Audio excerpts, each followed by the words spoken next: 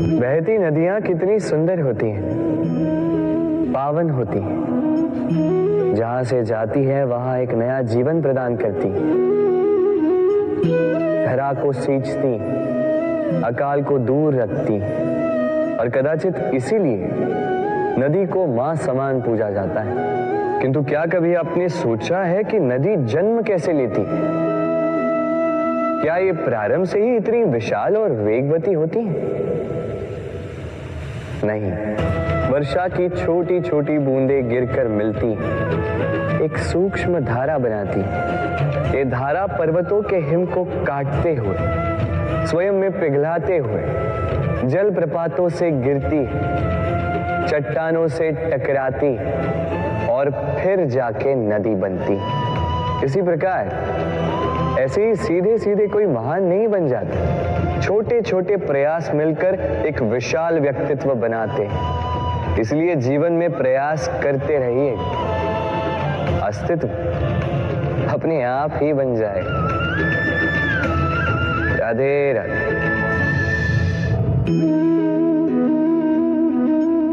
ये पुष्प देख रहे हैं आप? ये वही पुष्प है जिसका जीवन इस डाली पर आरंभ हुआ था। पहले कलिका बनकर फूटा, फिर धीरे धीरे मुख खोला, फिर अपने पंखुड़ियों का विस्तार किया, देखने वालों की आंखों में प्रशंसा देखी, मधु के लिए तितलियों को ललचाया और फिर डाली से टूटकर नीचे गिरा हुआ पाया। क्यों? नियति ने ऐसा क्यों किया? सोचिए।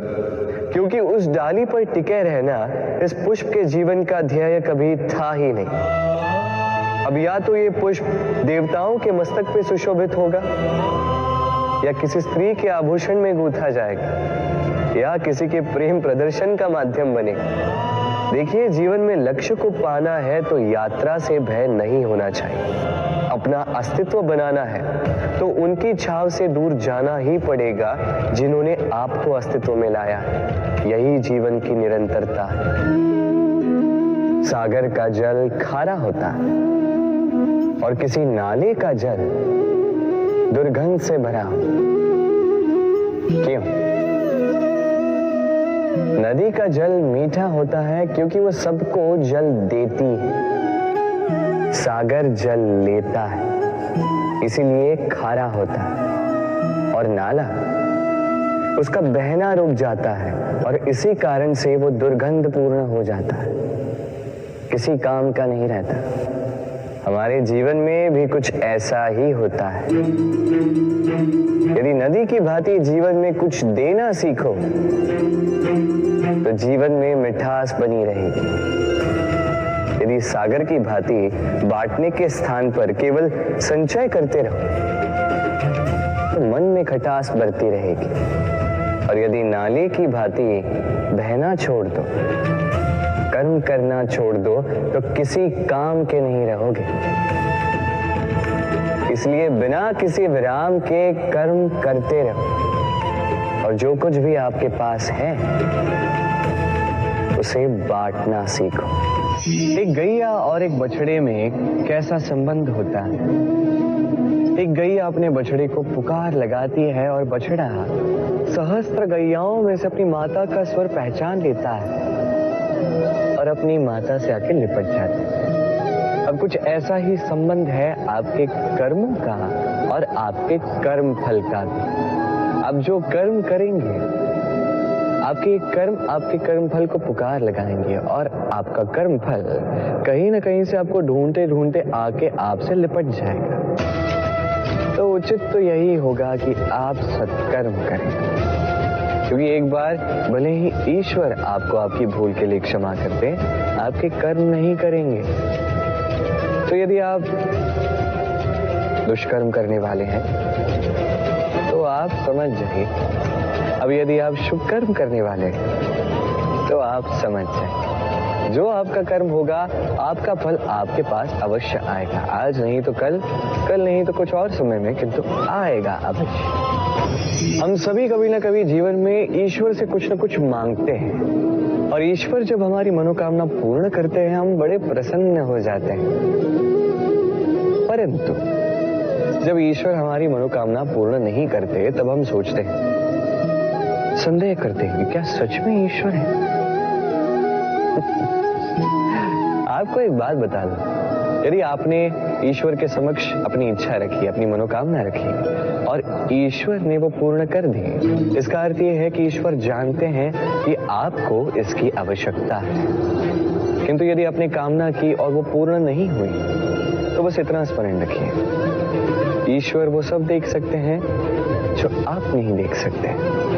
दूसरा कारण ये है कि ईश्वर ये बात भली भांति जानते हैं कि जो इच्छा आप रख रहे हैं वो इच्छा आप स्वयं अपने बल पर पूर्ण कर सकते हैं। तो यदि आपकी इच्छा ईश्वर पूर्ण करते हैं तो उन्हें धन्यवाद कहिए, यदि इच्छा पूर्ण नहीं करते हैं तो और भी धन्यवाद कहिए, क्योंकि वो आपके लिए या तो अच्छा कर रहे हैं या तो आपको उतना योग्य समझ रहे हैं कि आप स्वयं अपनी इच्छा, अपने स्वप्न पूर्ण कर सकते हैं। अपना कर्म करते जाइए, जीवन में आगे बढ़ते जाइए। आम और नीम दोनों ही अपने अपने स्थान पे अत्यंत विशेष, अत्यंत श्रेष्ठ। आम हमारी शक्ति बढ़ाता है, वही नीम रोगों से लड़ने की हमारी क्षमता बढ़ाता है। अब आम अत्यंत मीठा होता है और नीम कड़वा होता है। अब क्या इस कारण से नीम को निराश हो जाना चाहिए या स्वयं से घृणा करनी चाहिए कि वो कड़वा है? कदापि नहीं। देखिए, नीम कड़वा है, इसमें नीम का कोई दोष नहीं है, दोष जीवा का है। इसे मीठा भाता है और कड़वा नहीं भाता। किंतु यदि आप नीम का उपयोग अपने जीवन में नहीं करोगे तो रोगों से लड़ने की आपकी क्षमता बढ़ेगी ही नहीं। तो नीम तो है अत्यंत महत्वपूर्ण। इससे आपको क्या सीख मिलेगी? यही कि कभी भी जीवन में किसी और के मापदंडों पे स्वयं को मत परखिए। आपकी योग्यता, आपकी विशेषता, आपके गुण अवगुण, ये स्वयं आप समझ जाइए, इतना ही पर्याप्त है। क्या आपने कभी कुएं से जल निकालते हुए किसी को देखा है? एक पात्र को रस्सी से बांधा जाता है, उसे कुएं में डाला जाता है, खींच के तब जल प्राप्त होता है। सरल सी बात है, परंतु कभी ये सोच के देखिए, कुएं में पात्र डालने के पश्चात यदि पात्र सीधा ही रहे तो वो जल में प्रवेश कर ही नहीं सकता, ना जल उस पात्र में प्रवेश कर सकता है। उस पात्र को झुकना पड़ता है, तब जाके जल उसमें प्रवेश करता है, तब जाके खींच के आपकी प्यास बुझती है। अब इसमें जीवन की एक अमूल्य सीख छिपी है, एक सीख जो संसार के हर एक व्यक्ति के लिए महत्वपूर्ण है, और उस सीख का नाम है विनम्रता। संसार में हर एक व्यक्ति को विनम्र होना चाहिए। आप स्वयं को विनम्र बना दीजिए, आपको बड़ों का आशीर्वाद भी प्राप्त होगा, सफलता का साथ भी प्राप्त होगा। आप विनम्र नहीं, कुछ भी दिखेगा नहीं। कभी आपने सोचा है कि वो क्या है जो आपको आगे बढ़ने से रोकता है? जैसे कि आप मार्ग से चल रहे हैं, पांव में मोच आपको आगे बढ़ने से रोकती है। वैसे जीवन में छोटी सोच आपको आगे बढ़ने से रोकती। देखिए, यदि एक चाक है जो टूटी हुई है, वो आपको मिट्टी के पात्र नहीं बनने देती। उसी प्रकार किसी से ईर्ष्या करना आपको महान नहीं बनने देता। मैं ऊंचा हूं और वो नीचा है, ये विचार कभी आपको ऊंचे उठने नहीं देता। मन से सारे विकार, ईर्ष्या, मोह, लोभ, लालच सब निकाल फेंकिए। इस सोच को बड़ा कीजिए, सकारात्मकता लाइए और पूर्ण समर्पण से कर्म करते जाइए। महानता और सफलता दोनों आपके कदम चूमेंगे। जीवन में जब भी हम किसी ऐसे मार्ग पर चलना चाहते हैं जिस पर कांटे हैं, छोटे कंकड़ हैं जो चुभ सकते हैं, तो हम क्या करते हैं? हम पादुकाएं पहनते हैं और तत्पश्चात हम बड़ी सरलता से उस मार्ग से चल के जा सकते हैं। किंतु यदि पादुका और पांव के बीच कोई छोटा सा कंकड़ आके फंस जाए तो हम कोमल से कोमल मार्ग को भी नहीं पार कर सकते। कुछ समझे आप? इसका सार यही है कि हम बाहरी युद्ध जीत सकते हैं, वहां पे सफल हो सकते हैं, किंतु उससे भी कहीं अधिक महत्वपूर्ण और कहीं अधिक कठिन आंतरिक युद्ध होते हैं, आंतरिक कठिनाइयां होती हैं। लोभ, मोह, क्रोध, लालच, भय, यदि ये आपके भीतर है तो आप संसार के किसी भी स्तर तक पहुंच जाइए, कितना भी बड़ा युद्ध जीत जाइए, आपको संतुष्टि नहीं मिलेगी। तो सर्वप्रथम स्वयं को सुधारें, तत्पश्चात इस संसार को जीतें। कभी कभी हम किसी कार्य को आरंभ करने के विषय में सोचते हैं, फिर और सोचते हैं, फिर और सोचते हैं, सोचते ही रह जाते हैं। देखिए, ये अनुचित नहीं कि हम किसी कार्य को आरंभ करने से पूर्व उसके विषय में सोच विचार करें, उसे समझें, ठीक है, किंतु सारा समय इसी में व्यर्थ करना उचित नहीं है। यदि आपने अधिक समय लगा दिया तो समय आपसे रुष्ट अवश्य होगा, और क्यों ना हो, आप समय को नष्ट कर रहे हैं, ये उचित नहीं है। देखिए, निश्चित रूप से सोच विचार कीजिए, आकलन कीजिए, पूर्ण रूप से कीजिए, किंतु ये भी स्मरण रहे कि उस उचित समय में आपको कर्म आरंभ करना है। सोचते ही रहोगे तो कर्म आरंभ नहीं कर पाओगे। और ये समय अत्यंत बलवान है, इसका सम्मान करोगे तो ये आपका साथ देगा, नहीं करोगे नहीं देगा। आइए इस समय का सम्मान करें। कई बार ऐसा होता है कि हमारे अच्छी मंशा पर, अच्छे विचारों पर, अच्छे कर्मों पर लोग संदेह करते हैं, प्रश्न उठाते हैं, प्रमाण मांगते हैं, शुद्धता की परीक्षा देने को कहते हैं, और तब निश्चित रूप से दुख होता है। हम सोचते हैं कि यही जीवन है। इतना अच्छा सोच के भी, शुभ कर्म करके भी लोग हम पे ही संदेह करते हैं। दुख तो होता है, किंतु दुखी होने की आवश्यकता नहीं। क्यों नहीं है? क्योंकि यदि कोई आप पर संदेह करता है तो उन्हें करने दे। संसार में क्या होता है, देखिए, संसार में स्वर्ण की शुद्धता को ही परखा जाता है, कोयले की कटुता को नहीं। आप स्वर्ण हैं तो आपकी शुद्धता को परखा ही जाएगा, वो तो होना ही है। आप स्वयं को दुखी मत कीजिए, आपका केवल एक कर्म है, स्वर्ण की भांति चमकते रहिए। संसार को आपके सोच विचार, आपके कर्म का, आपकी शुद्धता का प्रमाण मिलता ही रहेगा। कई बार ऐसा होता है जहां लोग हमारे सत्य को अस्वीकार करते हैं और लोगों की मिथ्या बातों को स्वीकार कर लेते हैं, वो भी बड़ी सरलता से। तब हमें बड़ा दुख होता है, बड़ा क्रोध आता है लोगों की इस सोच पर ये जानना अधिक महत्वपूर्ण है कि ऐसा होता है तो क्यों? क्या कारण आप हैं? क्या आप में कोई दोष है? कदापि नहीं। कारण ये है कि इस सत्य का मूल्य कहीं अधिक है, इतना अधिक है कि कई बार बड़े से बड़ा धनी भी इसका मूल्य चुका नहीं सकता। वहीं बात की जाए यदि मिथ्या की, तो इसका मूल्य बहुत छोटा है, बड़ी सरलता से इसलिए मिथ्या सब में बिक जाता है।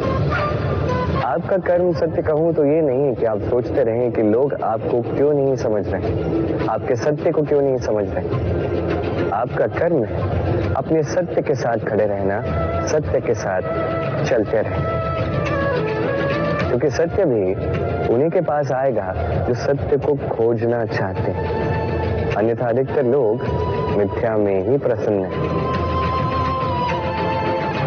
आप कर्म करते जाइए, अपने सत्य के साथ आगे बढ़ते जाइए। सत्य अधिक समय तक छिपा नहीं रहता, संसार के समक्ष एक न एक दिन अवश्य आएगा, और तब भी ये लोगों पर है कि वो स्वीकार करना चाहते हैं या नहीं। संकट, समस्याएं, कठिनाइयां, ये तो हर एक के जीवन में आते हैं। अधिकतर बार ऐसा होता है कि मनुष्य के जीवन में जब कोई संकट आता है तो वो वहीं भयभीत हो जाता है, चिंतित हो जाता है, निराश हो जाता है।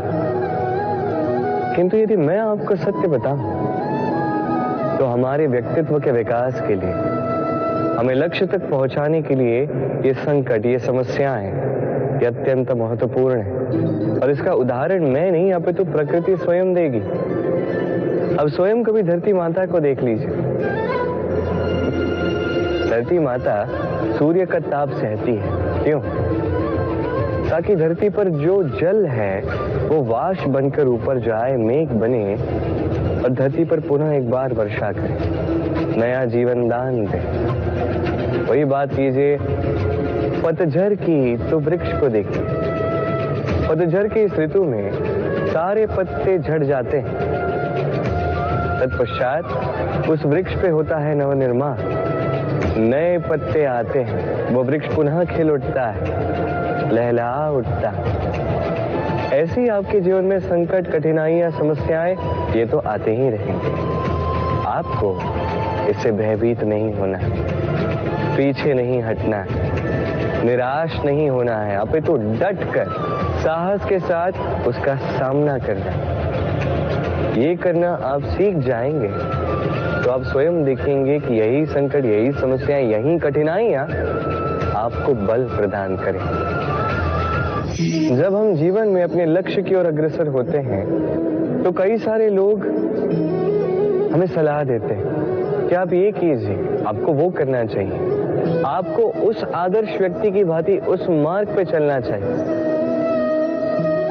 हमें अच्छा लगता है, हम उसका अनुसरण करने लगते हैं, क्योंकि उस मार्ग पे 1 अथवा 10 लोग चल के अपने लक्ष्य को प्राप्त कर चुके हैं। अब उन लोगों को उस मार्ग पे चल के लक्ष्य की प्राप्ति हुई, क्या इसका अर्थ ये भी है कि हमें भी अवश्य होगी? आवश्यक नहीं। मैं आपसे सरल सा प्रश्न पूछता हूं, क्या वो आदर्श व्यक्ति आप हैं?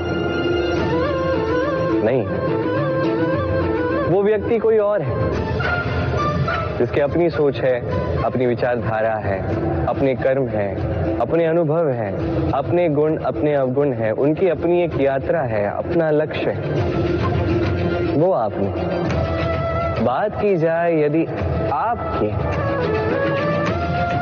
तो आपके विषय में सबसे अधिक कौन जानता है? आपकी यात्रा, आपके लक्ष्य के विषय में, आपकी सोच, आपकी विचारधारा, आपके कर्म के विषय में, आपकी कामना के विषय में, आपके अनुभवों के विषय में, इन सब के विषय में सबसे अधिक यदि कोई जानता है तो वो है स्वयं आप। तो अपने जीवन में किस मार्ग को चुनना है और कैसे आगे बढ़ना है, ये चयन भी श्रेष्ठ होगा यदि आप ही के हाथ में हो। आप अपने जीवन का आकलन कीजिए, समझिए और अपने लक्ष्य को जाकर प्राप्त कर लीजिए। कुछ इस प्रकार उदाहरण इस संसार के समक्ष प्रस्तुत कीजिए कि भीड़ आपके मार्ग पर चलने के लिए आतुर हो जाए। कभी जब भवंडर आता है, आंधी तूफान आता है, तब देखिए ये कितना बड़ा स्वर करता है, कितना बड़ा नाद करता है, विध्वंस मचा देता है। जब बाढ़ आती है तब कितना बड़ा स्वर करती है, कितना बड़ा नाद करती है, किनारों को तोड़ के रख देती है।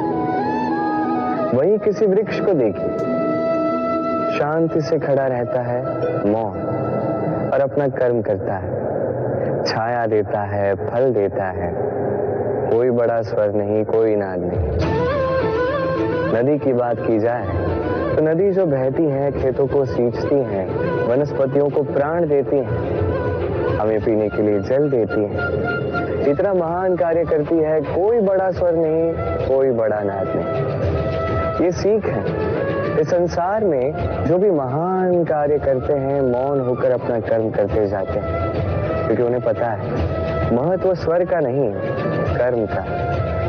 और जो रुद्र का साथ देते हैं, नाद करते हैं, वो केवल विध्वंस मचाते हैं। आप मौन रहकर कर्म करते करते महान बनना चाहते हैं या रुद्र का साथ देकर केवल विध्वंस मचाना चाहते हैं? निर्णय आपका है। आप जीवन में क्या बनेंगे ये आपके परिश्रम, आपके निरंतर प्रयास और आपकी चुनी हुई दिशा पर ही निर्भर नहीं करता। ये निर्भर करता है आपकी संगति पे भी। ये संगति जो अत्यंत महत्वपूर्ण होती है। प्रकृति भी हमें यही सिखाती है एक उदाहरण द्वारा। यदि ये मैं आपको बताऊं तो किसी हवा के झोंके को देखिए। एक हवा का झोंका जब किसी पुष्प को स्पर्श कर जाता है तो वो भी सुगंधित हो जाता है। यही हवा का झोंका जब किसी नाली के ऊपर से बहता है तो वो भी सुरभिहीन हो जाता है। ये संगति ही है जो मनुष्य को कहां से कहां पहुंचा सकती है, आपको पता भी नहीं चलेगा। ये संगति का प्रभाव ही है जहां चने के साथ घुन भी पिस जाता है। ये संगति का प्रभाव ही है जहां एक साधारण सा पत्थर स्वर्ण के साथ मिल जाता है और वो भी रत्न बन जाता है। तो इस संगति का विशेष ध्यान रखिए। अब किससे मिलते हैं, क्या बात करते हैं, क्या सीखते हैं, उनका आपकी ऊर्जा पर क्या प्रभाव पड़ता है, सब देखिए। प्रकाश किसमें होता है? सूर्य। शीतलता किसमें होती है? चंद्रमा। अब यदि सूर्य में प्रकाश ही न हो तो क्या होगा? अंधकार। यदि चंद्रमा में शीतलता ही न हो तो क्या होगा? महा अंधकार। सब कुछ भीतर, अच्छाई और सच्चाई हर एक मनुष्य के मन के भीतर है ही है। यदि ये नहीं तो समझिए कुछ भी नहीं। जैसे एक दिया जो जलता है, प्रकाश फैलाता है, अंधकार में हमारा मार्गदर्शन करता है। क्यों जलता है? क्योंकि इसके भीतर एक बाती है जो जलती है। बाती क्यों जलती है? क्योंकि उसके भीतर घी है जो उस बाती को जलाए रखता है। सब कुछ हमारे मन के भीतर है, अच्छाई भी सच्चाई भी। इसी के साथ कर्म करते जाइए, जीवन में आगे बढ़ते जाइए। समस्त जीवन प्रकाशमयी होगा। कल, आज और कल, हमारा पूरा जीवन इसी के आसपास मंडराता रहता है। हम सदैव बीते हुए कल के विषय में सोचते रहते हैं। भूतकाल जिसमें हमसे कोई भूल हुई, उसके विषय में सोच सोच के हम सदैव पछताते रहते हैं। ये उचित नहीं है। देखिए, बीते हुए कल से सीख प्राप्त कर लेना अत्यंत आवश्यक है, किंतु वो भूल पुनः ना दोहराई जाए, ये कर्म तो आपको वर्तमान में ही करना है। क्यों? दूसरी बात है, हम सोचते हैं आने वाले कल के विषय में, भविष्यकाल के विषय में। हम सोचते हैं कल कर लेंगे, आज ये कार्य नहीं हो पाया, कोई बात नहीं, कल कर लेंगे। आज ये आरंभ ही हम कर नहीं पाए, कोई बात नहीं, हम कल कर लेंगे। आज का दिन ही अच्छा नहीं था, कोई बात नहीं, हम कल कर लेंगे। बात है, आप अपना समय व्यर्थ कर रहे हैं। देखिए, ये कल जो है ये कभी आपके हाथ नहीं आने वाला, इसलिए जो कार्य करना है वो आज ही कीजिए। कम से कम आरंभ ही कर दीजिए, क्योंकि आने वाला कल ये सदैव आपसे एक कदम आगे रहेगा, एक दिन आगे रहेगा। जानते हैं क्यों? क्योंकि ये कल आपकी प्रतीक्षा नहीं करता। फिर आप भी इसकी प्रतीक्षा मत कीजिए। जो करना है आज ही आरंभ कीजिए। कि जो व्यक्ति वर्तमान में अपनी नींव नहीं बनाता, भविष्य काल में उसका सुंदर सा शक्तिशाली सा भवन बनता ही। आइए और मेरे साथ प्रेम से कहिए, राधे राधे।